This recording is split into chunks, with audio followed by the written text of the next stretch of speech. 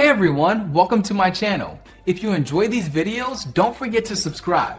I share content that's easy to follow and worth your time.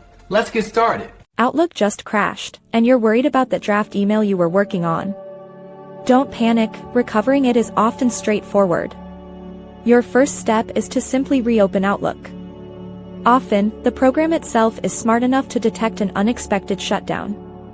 When it restarts, keep an eye out for a recovery pane or a pop-up message asking if you want to restore unsaved items from your previous session. If you see this, simply click to restore, and your draft should reappear. If no such prompt appears, head directly to your drafts folder.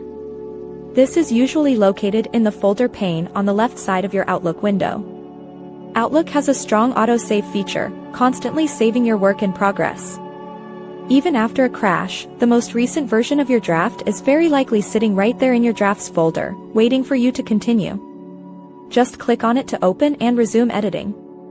For those using an Exchange or Office 365 account, there's an additional layer of safety.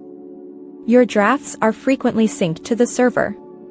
This means even if your local Outlook file had an issue, the server might still hold a copy. In very rare instances, if it's not in drafts and no recovery prompt showed up, you might briefly check the recoverable items folder, though this is less common for active drafts. Most of the time, your draft is safely in your drafts folder or will be offered back to you when Outlook restarts.